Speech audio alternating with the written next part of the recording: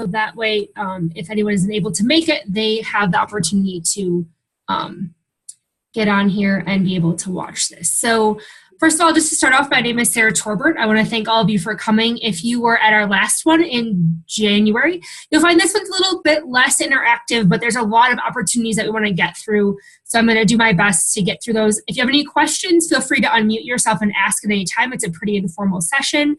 If you can chat any questions you have or comments about the different things that we talk about. So feel free to do that. We will read your comments in the chat because the chat doesn't get recorded. So that way we can make sure that people who are watching this after the fact have the opportunity to know kind of what things were said during the evening.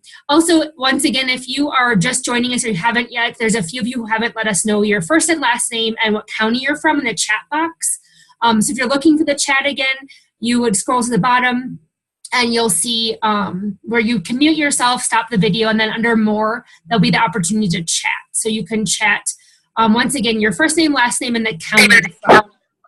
So, and then Megan will also try to make sure that we have the opportunity to get anybody who we missed that we see that's on here. So Megan will be sure to ask at the end for people who weren't able to chat that they can let us know their names at the end of the meeting. So, okay, and I may mute you just because of the background noise, but once again, feel free to unmute yourself so that way we're able to hear any questions or anything you might want to say. So, okay, so we're going to talk a little bit about the opportunities in the Wyoming 4-H program.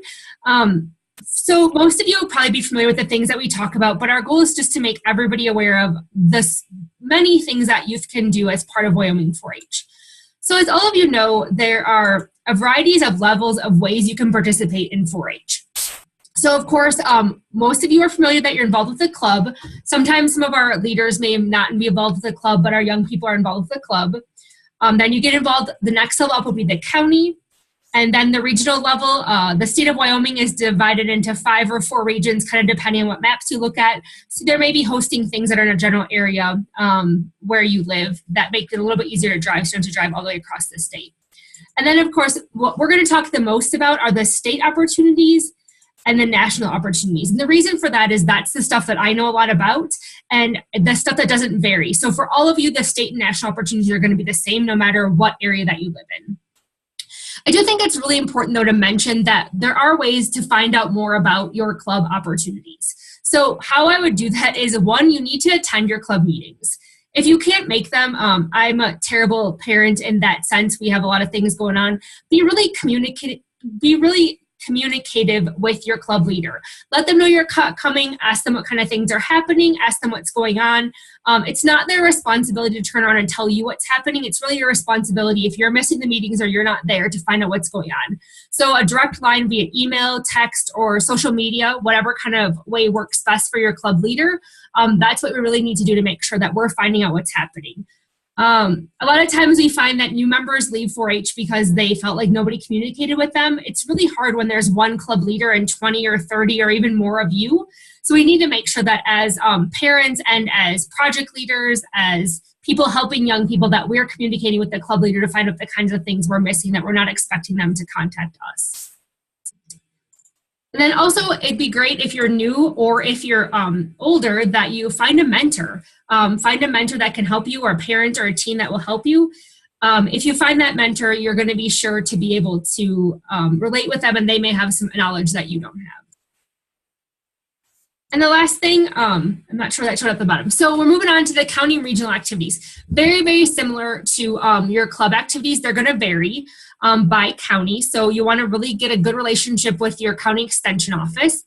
First, read your newsletter if one's provided. I know that they come in the mail, and I know that sometimes they get lost or they go out the door, or we don't open the email, but really our 4-H educators work really hard to write that newsletter in order to communicate what's going on with you.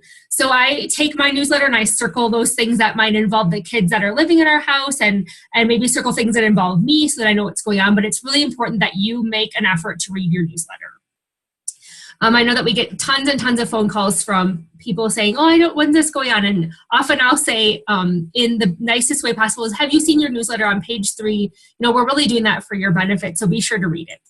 Check out social media. If your county has a page, be sure to like it. The state 4-H has a page, be sure to like it. I try to get as much out there as I can depending on the timing of events, so be sure to check that out. Also, read emails that you get from your county educator. Right now in Albany County, they're doing a daily dose, kind of like the medicine for the 4-H program to let us know what's going on. So if that's something that's happening, be sure to read those emails because they're going to tell you what's happening, like tonight's meeting.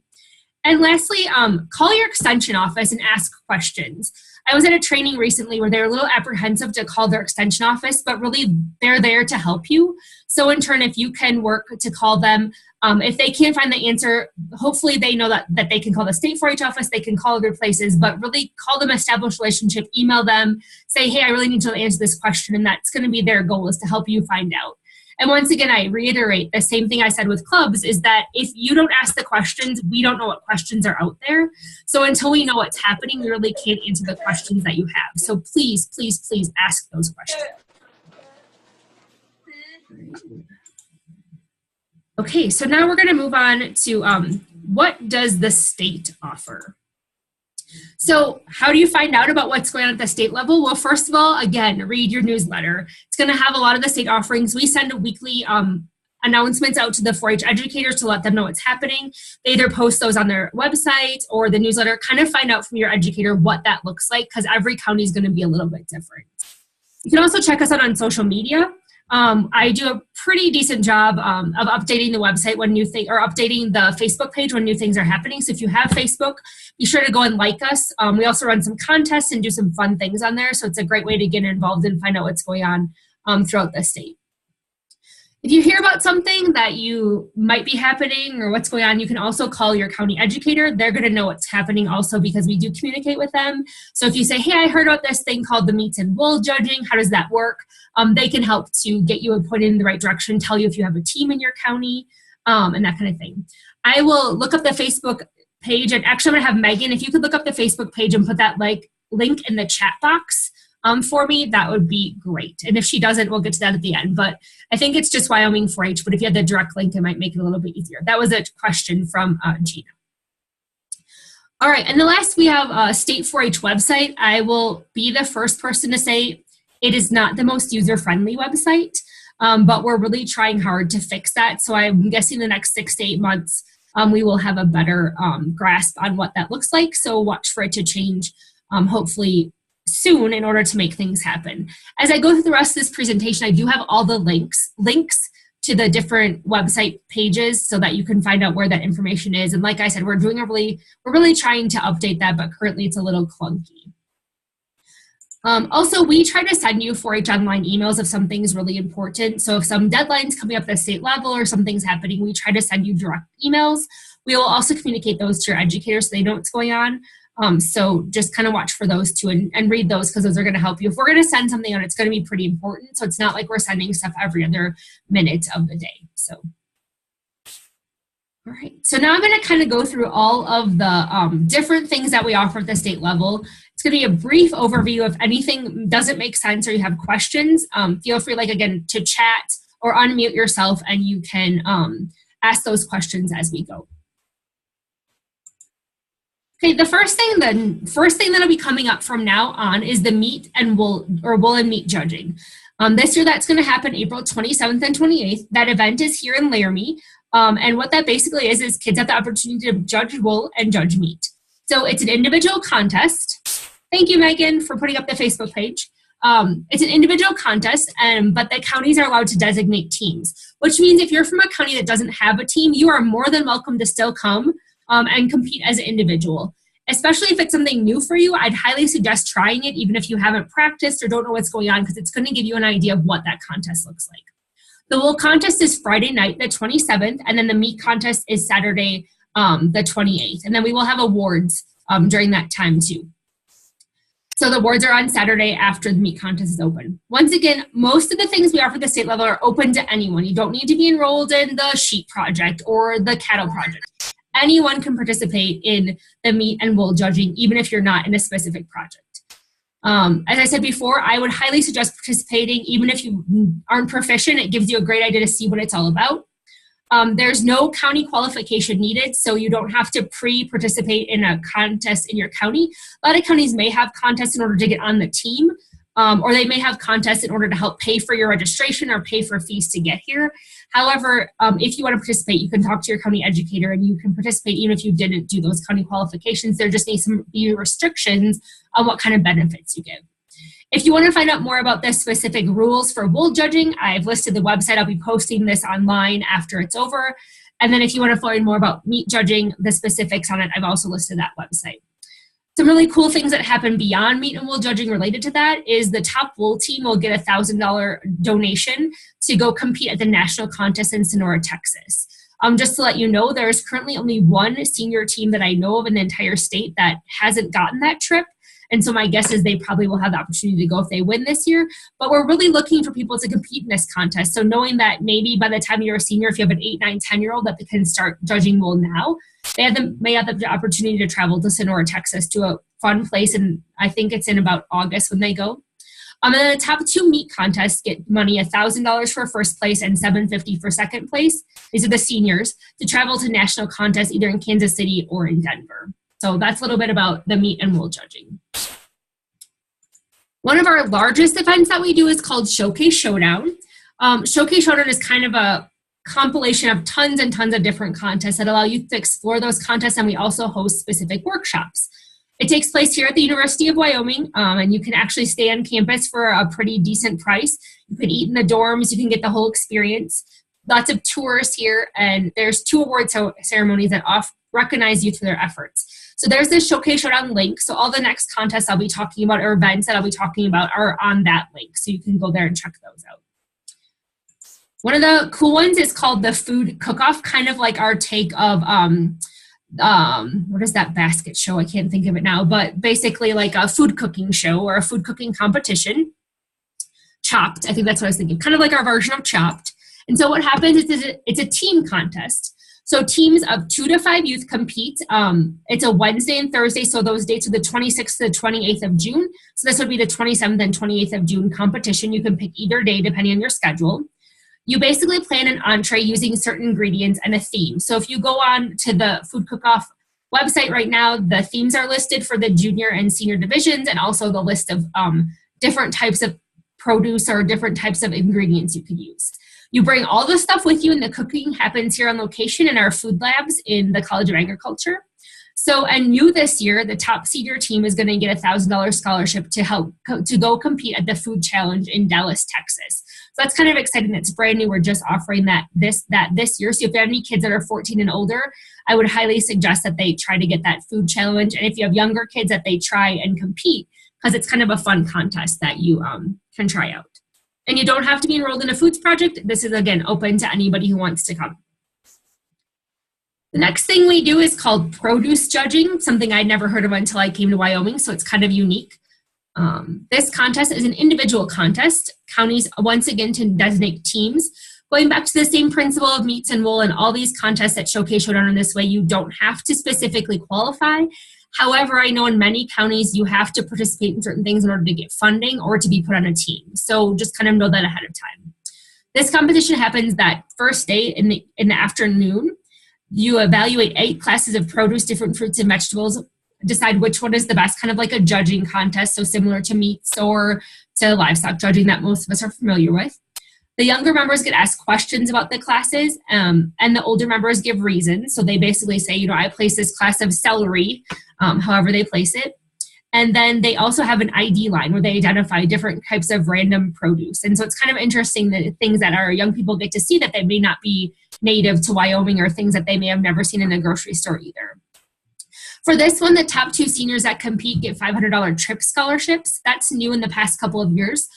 Basically, any individuals who win contests are given $500 to make a choice of the things that they want to do. They can go to Denver Roundup, which we'll talk about later, Citizenship Washington Focus, National 4-H Congress, or National 4-H Conference. And so that's what those trip scholarships are for. So they actually get some money to help them pay for those experiences if they're interested in those.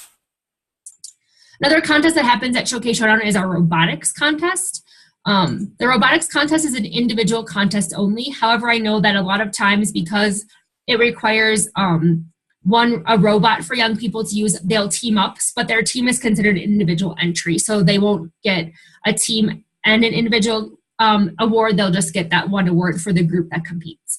This competition is Wednesday morning, and there are 3 different challenges that young people can compete in. The first is construction.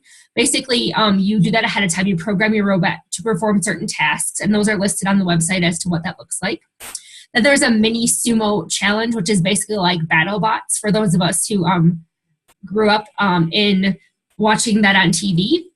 So they basically like battle out each other in a circle, and whatever robot gets pushed out first loses. And then they kind of do a bracket challenge. The third one is the mission challenge, and that's robots are giving a series of challenges. They have to program them on site. So when you get there, you're talked about what happens, and then these challenges are competed on site.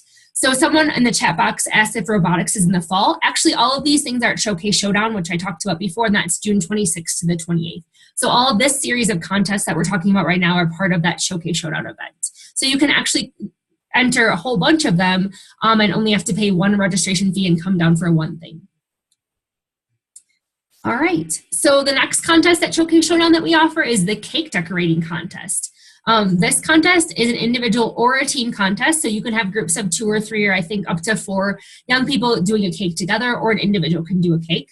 This competition is Tuesday afternoon, and we give you foam cakes to decorate, and then a theme is announced when you get there.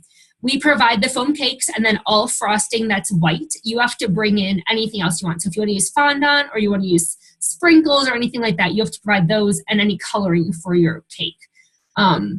It's 1 hour to complete your creation, and then some little hints is that the juniors and intermediates get help frosting the base cake, like the base layer, and the coaches can also help with the prep or design phase at the beginning of the contest. Once again, like robotics and cake decorating, you don't necessarily have to be enrolled in these projects. It's probably going to be a lot easier if you do, because you're going to have some skills that build on that when you enroll in those projects, but you don't have to. If you want to come and you've done cake decorating, you want to try it out, you're more than willing to do that.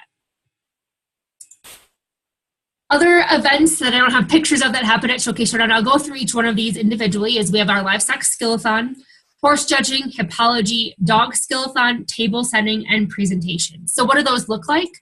Our livestock skillathon is a team contest only. So teams of 3 to 5 youth get together and they work on a series of problems.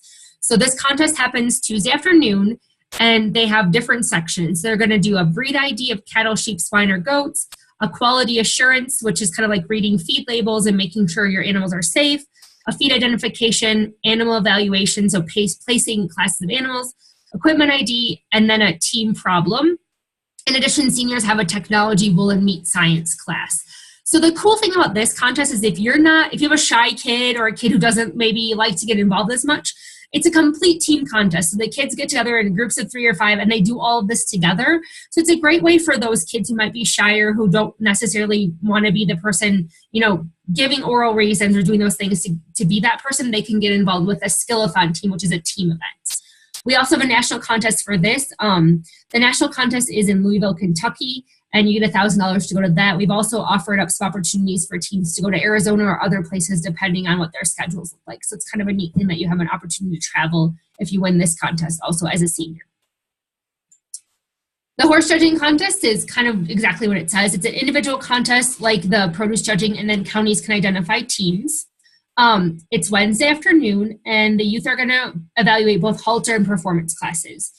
Juniors, again, and intermediates are going to answer questions and give oral reasons. The junior oral reasons is optional. That's new this year.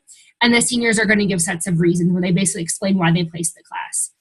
For this one, the top 3 senior teams get money to travel to national competitions. And in this past year, I think kids went to Oklahoma, Columbus, Ohio, and also down to Denver. But we're looking at expanding those opportunities, so there may be some additional places that you can go through the horse judging contest. Then when people maybe don't know what this is, it's a hippology. I would call this kind of like the horse version of a skillathon. So this again is also a team contest only, teams of 2 to 5 people from a county in different age divisions, junior and senior. The great thing about this, once again, is that our shyer kids can get involved with a team and kind of not have to be speaking in front of everybody. This contest is held Wednesday morning, so it's really great. If you're into horses, I do the all-day Wednesday event. You can do hippology in the morning and horse judging in the afternoon. One of the things you do is you're going to actually evaluate a halter class, and then you're going to go to different stations. So I believe that it's like 6 to 8 stations for juniors and more for seniors, but there's up to 27 different options. So you'll want to make sure you check out the website if this is something you want to do. But some of them include like parts of a saddle, different kind of bridles, grooming, breeding, feeding, all those kind of things are going to be included in the stations. They're going to go around and have some skill-a-thon stations where they're going to look and kind of work as a group to solve some problems related to those different things. The last one is they take a test or an exam, and then all those scores are calculated, and that's how we choose the winning team. And for this, the top winning team for hippology gets $1,000, the seniors, to go to Western National Roundup, which is held in Denver. The dog skill-a-thon may also be a contest people aren't very aware of, but if you're into dogs, this is a great contest. It can be a team contest or an individual contest. It happens Thursday morning, so it's one of the few things going on Thursday morning, so it's a great way to get involved. The contest is 4 parts. They start with Jeopardy, and then they do a breed identification of different dog breeds, then a parts ID, and depending on what age level you are is going to depend what parts you identify, whether it's just the external, internal, the organs, or the skeletal structure. And that, again, is on the website, specifics on that. And then, again, they have a team problem solving or hands-on stations with scenarios about if this happened, what would you do? Or given this situation, which equipment would you use? So they have to solve problems together, either as a team or as an individual. Table setting is a pretty interesting contest. Once again, you don't have to be enrolled in anything. This happens Thursday morning again. So you can be here for Showcase Showdown. This is an easy contest you can easily participate in. You basically are going to pick a meal and then or an event that you want to host, and you're going to put together a table setting for it. So it's all about etiquette and learning where the fork and the knife go, and that kind of thing is listed online so that you can kind of practice ahead of time. So you just bring everything that you have for this, including the menu that you're going to use. You don't have to bake any food or cook anything. It's basically just kind of like a decorating and etiquette contest. So again, open to anybody, don't have to be enrolled in foods or any other projects. The last one we're going to talk about as far as contests go is the presentation contest. So this is an individual contest. Once again, this is kind of like robotics, that there can be teams, but they're going to be treated as individuals. The contest happens all day Wednesday. And for those of you who may have done this contest in the past or shied away from it because of the timing, we're going to actually do some work this year to make the contest a little bit more user-friendly, in that we'll have impromptu and prepared both of those all day long on Wednesday, so people will be able to work around some of the other activities that are happening, because that's always been a problem in the past. So impromptu basically is, like it says, impromptu. So you draw 3 topics out of a hat. You get to pick one of those 3 topics. You get 3 minutes to organize your thoughts, and then you go in and you give your presentation. And we do allow note cards. You can jot some notes down. So once again, a super easy contest you don't have to prepare for. So if you have young people coming for other parts of Showcase Showdown, this is a contest I would suggest they enter, because if they're willing to speak in front of people, which is a good skill to have, they can do this one without prepping at all for it. They want to prepare, they can do a prepared speech. You can choose any topic. Doesn't matter if it's 4-H related or not. It's maybe a hobby you have, things you like to do, a history lesson you want to share with somebody. Basically, the sky's the limit as long as it's 4-H appropriate. It can be a demonstration. It can be a PowerPoint presentation. It can be illustrated talk where you put props on and do other things. So really, for as far as prepared, the biggest thing is that you have to know what you're going to say before you get here. Cool thing with these contests is the top 2 impromptu speeches and the top 2 prepared speeches get that $500 leadership trip scholarship to go to any of those places I mentioned earlier. Also, the unique thing with presentations is there is a competition at Western National Roundup. So if they do choose that one, they can go and compete at Western National Roundup in the impromptu or the prepared speaking contest. So those are the contests that happen at Showcase Showdown. In addition, if you're not a contest person, the great news is we have some other cool stuff that's happening. We do a Wednesday morning fishing trip to Huck Pond. So if you want to go fishing, we have a 4-H educator that leads that and takes about 15 to 20 kids. And last year, I think it was even more than that, fishing for the morning. We also do a really cool thing called Project Runway, where we give the kids a theme. I think this picture, the theme was they took a white shirt and they added geometric shapes to it. So that's what happened here. Last year, it was a recycling one. We've done all kinds of different things. So they basically spend all day Wednesday planning and sewing. If you are in contest that day, we can kind of juggle you back and forth, but it's a way for our kids who are involved in fashion then to model their garments that they made on Thursday in front of the entire award ceremony. New this year, we're going to do a rocket workshop and launch. In the past, it's been a contest, and the contest has kind of been dwindling with participation. So on Thursday morning, we're going to actually invite in some people on campus who do rocket launching all the time, and they're going to do a workshop, and every young person in the workshop is going to build their own rocket, and we're going to launch it out here in front of the Ag Building on Prexy's pasture. So if you haven't been here, if you've been here before, you know exactly what I'm talking about. If not, there's this big grassy area in front of our offices, and they are going to launch their rockets there. And they'll also probably talk to you a little bit about other rockets that they've built, bigger ones, that kind of thing. But every young person's going to have the chance to build their own rocket and launch it here while they're at Showcase Showdown. So that kind of ends my Showcase Showdown discussion. Lots of fun contests. And like I said, all those things are happening in a 3-day period. So you can do produce judging, you could do robotics, you could do an impromptu speech, you could do horse judging, and then you could do rocket launch in the morning. So you really have a lot of opportunities to do a lot of things if you're coming down to Showcase Showdown and get involved. In addition to those 3 workshops I mentioned, we also offer 3 or 4 other workshops that are related. Last year we did swing dancing. Last year we did a livestock skill-a-thon workshop, or a livestock quiz bowl workshop. So there's lots of other things that are added into the mix that aren't quite out yet. We're still trying to finalize those plans, but for sure the things that we just talked about are going to happen. And then on Wednesday night we do award ceremony for all of our contests that happen Tuesday and half of Wednesday. And then we have a dance here on campus. And then on Thursday afternoon, we do awards for all the contests that happen Wednesday afternoon and Thursday morning. New this year, we're also offering with your registration the opportunity for you to go to Half Acre, which is our gym here on campus. So the kids will have an opportunity to go swimming or to play basketball or use the workout equipment or run around the track, you know, those kind of things. So there'll be an opportunity for the kids to kind of see more of campus as part of their experience here also. So.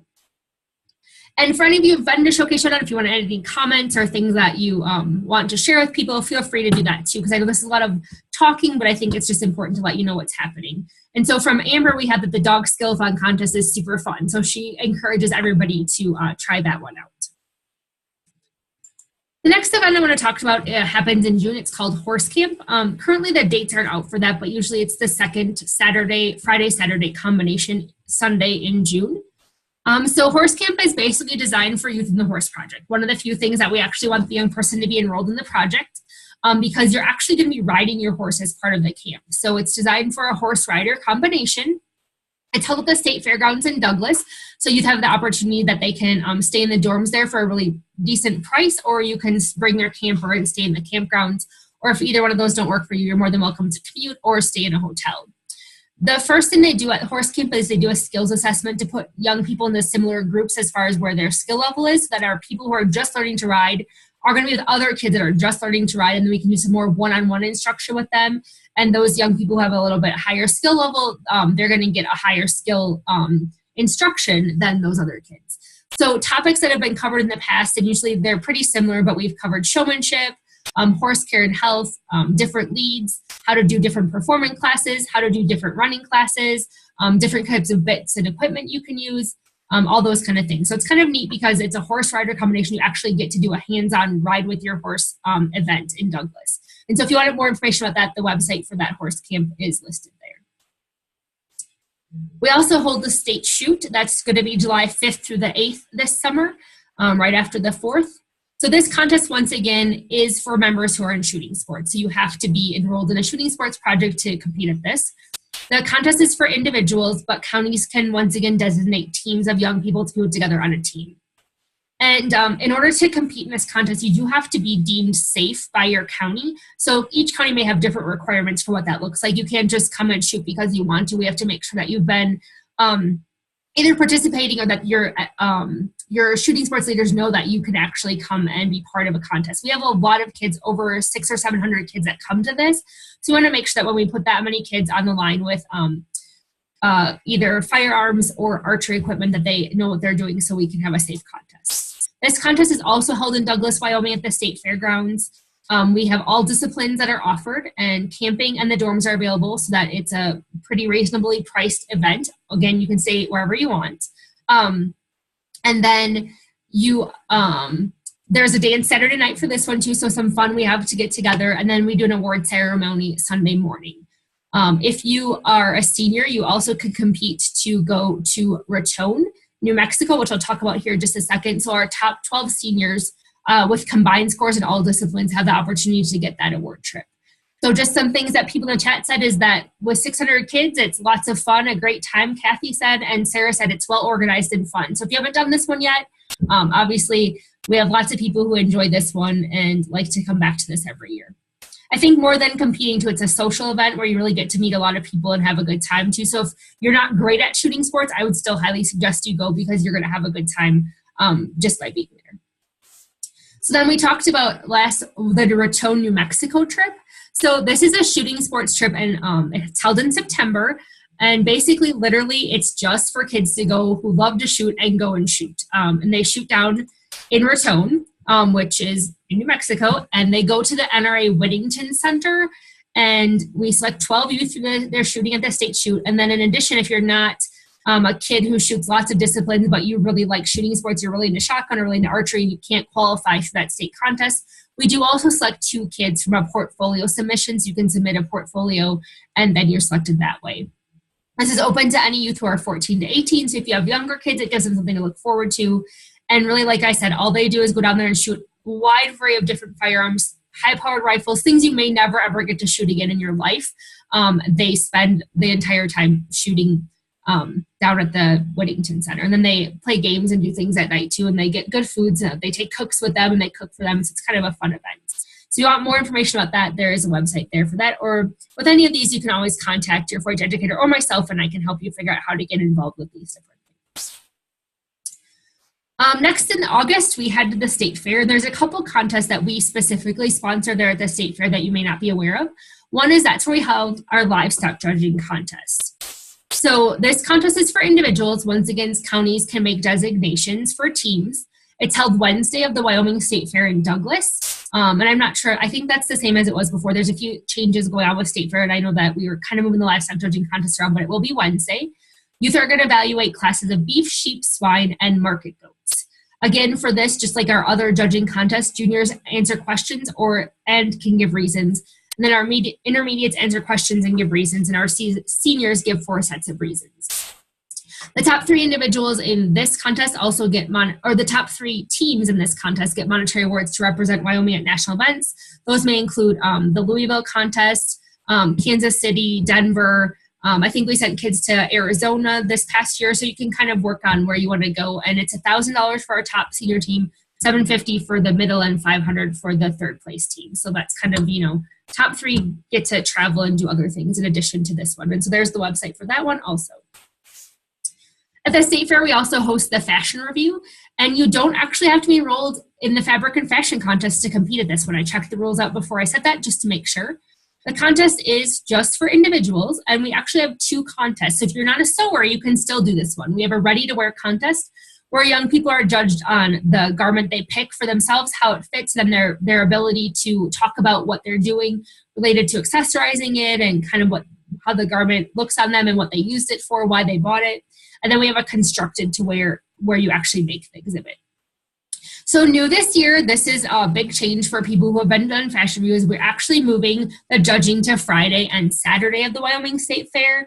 We're hoping this might allow people to actually be able to come if they have to get off of work. Before it was a Thursday, Friday contest. This year it'll be a Friday, Saturday contest. We actually have a public fashion show that anybody's welcome to come to. So if it's something that your young person is interested in getting involved in, you can come to this fashion show, which will be Saturday evening. Once again, we're hoping that might help people to get there because they'll have all day to travel. And the top 2 seniors in this contest, the Ready to Wear and Constructed, also get $500 trip scholarships to go anywhere. Those opportunities that I mentioned. And there is at National Western Roundup in Denver, actual competition for ready to wear and constructed garments. So those people can choose to go and compete at Denver. So there's the link to the fashion review contest. And Estella in our chat box said she's excited that we moved the judging to Friday and Saturday. We're hoping a lot of families feel this way because it's going to give them an opportunity to travel and not have to worry about getting there on Thursday or Friday when parents may have to work. So that might open this up to other people who may have wanted to try this but just couldn't get there because of the timing. At State Fair, we do some other opportunities. Most of you are pretty aware that animal shows happen, including showmanship. What you may not know, and this might kind of be a secret depending on your county, is that it's open to anyone. There's no qualifications for a State Fair Once again, there may be qualifications to get assistance to help pay for your trip or to get on the trailer that takes all your animals there. However, the State Fair 4-H section is open to anybody, and that includes our showmanship exhibits also. Certain animals do have showing restrictions, like you have to ID or tag by a certain day in order to get your animal to show, or dogs have requirements for safety to make sure that we're not bringing dogs that don't know what they're doing or are unsafe to the State Fair. In addition, there's static exhibits, and those actually you have to qualify through your county fair, and every county fair is different. I know down in Laramie County, they take all the blues and purples to State Fair. Some people take just purple, some have State Fair designation. So you'll want to talk with your county about the static exhibits and how they get to the State Fair. And then at the State Fair, they are judged, and we give out cash awards for some of the static exhibits depending on where they place with those. So more information about our participation in the State Fair can be found on our website, which is listed there also. So another thing you may not have heard of, because it's kind of a well-kept secret, is the First Time Deer Hunt. This event is held in November, and it's open to any youth who are 14 to 18 years old. We give preference to people who haven't been hunting before because it's called the First Time Deer Hunt, and preference also to shooting sports members. However, in order to fill our number of kids that can go, sometimes we just take people who are interested in hunting who may have already gotten a deer. The really cool thing is that it's held at this place called Solitude Ranch. It's one of our people on our 4-H Foundation's ranch. It's near Devil's Tower. So there's some sightseeing that's involved with this trip. So that's kind of fun. A lot of times parents go with them. And also the person who owns the ranch actually has some feeders and is a really well-organized white-tailed deer program. So far with this trip, I think it's been going on for about 10 years. We have a 98% success rate, which means I think there's one kid who did get a deer. And then you get to take the deer home with you. So deer meat in your freezer, that kind of thing. But once again, this is kind of a well-kept secret not a lot of people know about. So more information on that and how you get involved or how you apply for that can be listed at that deer hunt website listed down there. Or once again, you can call us, call your educator. Sometimes educators don't know about this one. Like I said, we're trying to work on promoting it, but it's been kind of a kept secret for a while. There's also the state leadership team, which is a group of 6 to 8 youth that are ages 14 to 18. Their job, or 7, so 6 to 8 depending on the year. Their job is kind of to be the face of the Wyoming 4-H program. So they come and help us at all of these events. They give out awards. They shake hands. They help us to organize the different things that we're doing. They come to the foundation fundraisers. They go and meet with the governor about what we're doing in 4-H programs. So they're kind of like the promo group. Those applications are still out for this year. So you have a kid who's 14 to 18 who wants to be in the state leadership team. I know we were pretty low on applications before. They're due March 2nd here, I think is when they're due, or February 28th, somewhere coming up really close. So go and if you have any young people who are 14 to 18, please have them apply so that they can help us out with this opportunity. And once again, that website is listed there also. Citizenship Washington Focus is one of my favorite trips. I actually used to work at the National 4-H Center and help run this trip. This trip still has openings also, and we're taking applications until March 2nd. So that's coming up here. So if you have a person who is 14 to 18 that wants to go, have them go apply online as soon as possible. You actually stay at the National 4-H Center, which is in Washington, D.C. Kind of a cool deal because it's really geared towards 4-Hers. It has bunk beds. You don't have to have if you have 4-door room, you get to sleep in your own bed. It has its own volleyball court, its own cafeteria. It has like a game room and some internet kind of stuff. And then it has meeting rooms where they meet about the different things that they're doing. So you meet youth from other states. There's usually 6 or 7 other states that are there while we're there. The main focus on this trip is learning about self-leadership and leadership in your county. And then also taking lots of really cool tours of Washington, D.C. Just kind of to let you know, my husband has chaperoned this trip in the past, and I think he'll be going in this year. The really cool thing about this is if you've never been to D.C., this is the way to go because they're very good about taking you to a place, dropping you off, letting you see something, and picking you back up. So for a lot of our Wyoming young people, Washington, D.C. is a pretty big city. It's a pretty big city for me even. And so I think part of this is it gives you the opportunity to really see a city that you may not get to see in a way that's very safe and very structured. So then you can decide what stuff you really like and then go back maybe later and enjoy it. But it's a really great structured trip. And so we do have some scholarship money for this too. So the cost is pretty expensive. Costs about $1,400. But I'm thinking this year we may have about $300 to $400 per person scholarship money. And then usually your county will help you with that also. So talk to them if money tends to be an issue. And like, there's the website, and applications again for that are due March 2nd. We also have a very similar trip called Leadership Washington Focus, and this trip is for our 6th to 8th grade youth. So anybody who's, most of the trips that we talk about traveling end up being for our seniors. This one's for a little bit younger kids. It's a very similar trip that you're going to stay at the National 4-H Center. There's going to be other states there. The focus here, though, is really on citizenship and an intro to leadership, and they get to do some different things that you don't do as part of CWF, including going to the Air and Space Museum in Virginia. That's the one that's really, really big, that houses all the airplanes, because they can't be housed at the Air and Space Museum downtown because it's so small. So they've added this to the tour, and there's a lot of other unique things that this group gets to do that aren't part of the CWF program. So it's kind of cool if kids can do both of Leadership Washington Focus and the CWF program. Once again, there are still spots open for this one too. Those applications are also due March 2nd. Then we have a trip called National 4-H Conference. It's held in April, so applications for this year are already closed, so this would be something to go for next year. If you have a young person who's into government and policy development, this is the trip for them. It's for youth ages 14 to 18, and really it's an amazing experience if you have a kid who's into this stuff. So what they do is they get a research issue topic, agriculture, education, whatever it happens to be. I got to chaperone this a couple of years ago, and our theme that I was assigned to was military families in 4-H. And so what the kids do is they spend 2 to 3 days really sitting down, meeting, and developing policy ideas that relate to the topic they have. So how to get more young people involved in 4-H and in the military project, how to help the military learn more about 4-H, and then they go and they actually present. And so that's just one of the topics, but they go and present to policymakers. So they've met with the Secretary of Education. When we met with the Colonel of the National Guard. So they were meeting with people who have pretty influential ability to make policy happen, and they're going to tell them about their ideas, and then they can ask them questions. And we've had some of the stuff that comes from National 4-H Conference actually be taken to the next level and implemented in different places. So if you have kids who are into that kind of stuff, this is a really cool trip for them. So you can see there that there's the option to apply. Usually we're taking applications for this in the early part of the year, so December to January. And then they go again in April. Another trip we have is called National 4-H Congress. This one is held in November. They usually leave the day after Thanksgiving and come back the Tuesday after. It's for youth ages 14 to 18 also, but the real focus here is on diversity and community service. It's held in Atlanta, Georgia.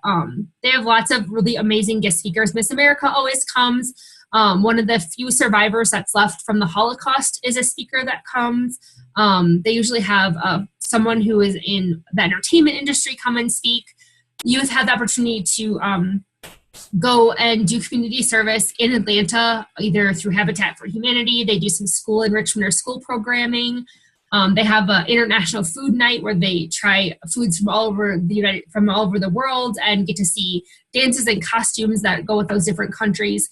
So if you have kids who are looking to learn more about how to get involved with their community, they do workshops too that kind of emphasize that. It's a great conference too. And we usually don't have a lot of young people who want to go just because of the timing. However, we do offer scholarships for this one too if you want to go, so the cost can be pretty, can be covered pretty well through this trip. We also offer international opportunities. So right now, actually in the room next to me, they're doing interviews for our upcoming trip this summer, which is to Finland. Most of these trips are for youth ages 14 to 18. So in the past, they've gone to Ghana, Mongolia, Samoa, and this year they're going to Finland. Next year, I do know that the trip is planned to somewhere in South America. The country hasn't been identified yet. Some of these are direct exchanges. I know last year we did have the Mongolians come and stay here, and in the summer of 2019, the young people from Finland will be coming to stay here also. As an international traveler, I'll let you know that it's a really cool way for you to learn something new and to share your traditions with others. And even if you can't go, there are opportunities to host young people. So if you want to do that, you can also contact me. We do a program called the International 4-H Youth Exchange. And I believe that there's someone coming from Australia this summer, and I'm not sure what other country, but we can host them. And so if you don't want to travel, it's a great way to get to meet people and do some international exploration without having to leave your couch or your house. New this year, we're going to offer Western National Roundup as a trip. In the past, it's been an awards trip only. This year, though, anybody who wants to go will have the opportunity to sign up to go to Western National Roundup, who is 14 to 18. So in addition to the team and individual competitions that you need to qualify for, you can go and be part of the leadership seminars, the banquets, the dances, and then also attend the stock show. We also do have a States Night Out on Saturday of that experience. It's usually in the beginning of January, where they go kind of and do something fun. We went to Dave & Buster's one time. They've gone to the zoo, to I think a basketball game, just depending on what they want to. And Amber wrote that she went this year. It was super fun and a great opportunity for youth, which we agreed with, which is why we're opening up this year to make it not just an awards trip, but a trip for anybody who wants to attend. So watch for that. We'll probably be taking applications for that in October and November of next year. So I'm almost finished here with our opportunities. I just want to go through a few other ones that you may not know about. We offer college scholarships. So as you get involved and do these things, we hope that you take advantage of the opportunity to get a scholarship based on your participation in 4-H, along with your leadership and your school performance, are kind of the things that go into picking those college scholarships. They are passed for this year. They were due at the beginning of January. So if you have a young person who's a junior in high school right now, or even a senior, because we do offer some to young people who are in college, you may want to bookmark that foundation website in order to make sure that you can apply for those next year. Right now, we are taking applications for interns for college students. So if you have a 4-H member or even a friend who loves 4-H or wants to get involved, learn more about extension, I believe there will be 10 or 11 openings this summer for college internships at different extension offices here at the state 4-H office, and with some of our program partners like our equine science program and our livestock program. So the application for that is a form stack application, so you can go. I put this link on Facebook last week, so you can go there and look for it, or you can just, once again, I'll post this tomorrow, so you can look for it there too. Our foundation also does fundraisers. They're not closed off. You're more than welcome to come to them. They're all shooting fundraisers currently. So we offer an archery shoot called the Boulder Big Draw near Pinedale in Boulder, Wyoming, for those of you who have been there. It is on Saturday in June, usually the same weekend as Horse Camp, so you can go check out that archery shoot if you want to. We also offer 2 shotgun shoots. They are, trying to think, one is at the end of, I think they're both in July, so, or one might be in June. You'll have to look at that website. I can't remember for certain. One's called the Platte River Shootout. It's held near Saratoga, basically between Saratoga and Encampment. And then the Apache Clear Creek Shootout, which is held near Ucross. And that one I know for sure is at the end of July. And that one is, if you're not familiar with Ucross, it's kind of by Buffalo and Johnson County. So those are other things that you're more than welcome to join us on. However, we don't usually advertise them because they're fundraisers. And so we don't want our 4-H families to have to pay to fund our program, but we want to make sure that you know that those are happening also. So those are the things that I wanted to talk to you about tonight. Hopefully you learned something new about something that we offer that you weren't aware of. But I also want to let you know that each of you as a leader plays a role in what I had to say tonight. So why did I tell you all about this? Why do you want to know? As leaders, as parents, as friends of kids, whatever it is, our job is to make youth aware of these opportunities. Most of us, including me, didn't know all these existed or who could come or how you qualify or when it is. Sorry, until I came to put this together. So I think all of us can be made aware of what's going on and share that with young people. In addition to making them aware, I hope that you encourage them to attend. If you have a kid who looks like they're really good at cake decorating or they just love it, tell them to go to Showcase Showdown. You know, if you have a kid who is always looking to share their thoughts and wants to talk to you about stuff, have them come to presentation day. Whatever it is, just encourage them to attend. Also, you can help with fundraising because sometimes these things can be really expensive. A lot of counties have money. You just have to ask them for it. But if not, don't let money stand in their way. We can work here to help set up payment plans or fundraisers or look for scholarships at our end. But also, I think as a leader, you can help them raise funds and talk with your county 4-H educator about how that happens. Maybe if you haven't thought about it yet, you can coach one of the teams we talked about. A lot of these things require someone who has knowledge of a subject to do it. So if any of those things we talked about are things you can do, volunteer to coach a team, whether it be even coaching an individual event like presentations. They can always use someone to help them kind of get ready and prep for that. You can also serve as a chaperone. So come to Showcase Showdown and help make sure that kids have a place to stay. We do a 1-to-10 ratio. So we really need people to come and bring those kids and help them get here. Or if you want to, any of the other events, we're looking for chaperones always for any of those other things too. So feel free to let us know that you're interested in those things and we can put you on a list to contact about that. And then I think another thing that you can do as a 4-H parent, project leader, club leader is invite youth who have gone to come to a meeting and share their experience. You could even do it via Zoom. We can help you set up a Zoom event like this. So if you have a club meeting where you want a young person to talk about how awesome National Congress was because nobody from your county went, let us know and they can do a slideshow with the pictures that they took. They can talk to you about how much fun it was, and it might help to give people who are a little leery about going, or maybe people who don't even know what it is, an opportunity to find out more about it. And that could happen at a county level, a club level.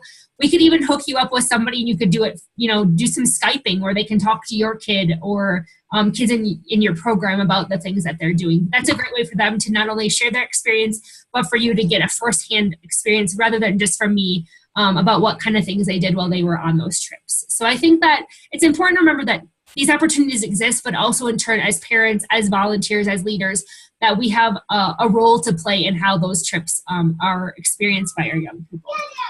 So in the end, check your newsletter, find out what's going on, ask questions, email us if you need anything, and let us know what we can do to help you make sure that we're allowing young people to learn about these experiences that are happening in our program. So that's all I have. Thanks for joining me tonight. I'm going to keep the chat open, or if anybody has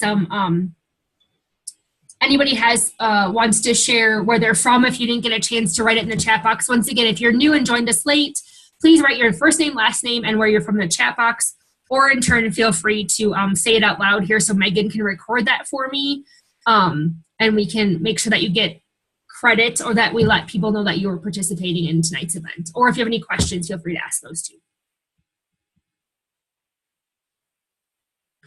All right. If not, once again, thanks for joining us, and I hope you have a great evening. Hopefully the snow didn't get you too bad. So, can you hear me, Sarah? I can. This is Amber. Just as speaking of a Zoom, we're having a Zoom thing tomorrow night for market swine selection. Anybody is welcome to jump on if they would like. If you'd like the link, just email me. We send it out to all the counties, but that's a great way as an opportunity, I guess, talking about Zoom and sharing with other counties. Great. And Amber, if you want to re-email that to me, I'll put it on our Facebook page too, so we can let people know about that too. So that would be great. So what? Re-email that to me so I can get it, and I'll put it on Facebook right now. Okay, sounds good. Also, just to let everybody know, we are offering another workshop again in 1 month. It'll be the 4th Monday next month. And next month is about project meetings and how to basically some new ideas for hosting project meetings and how to find the resources that you need to do project meetings. So that'll be, again, another hour workshop from 6:30 to 7:30. And I believe it'll be on the 26th of March. So watch for another link to get on that one next time too.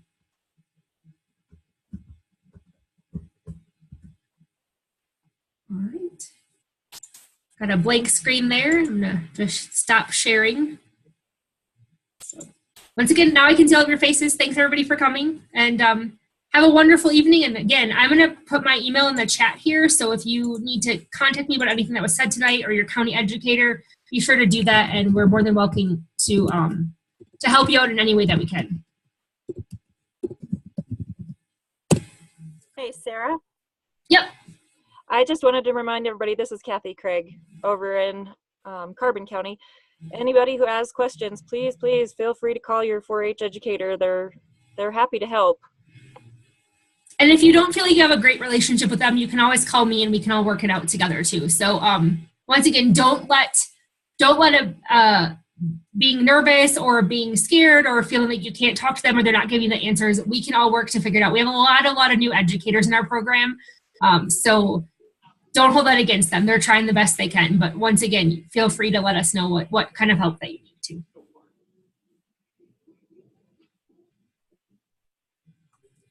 Megan, did you miss anybody? Are you good? I feel like we're good. Okay, great. And I will probably send all of you a link to do a little eval to let me know how you like Zoom and this format. So watch for that to come in your email box too.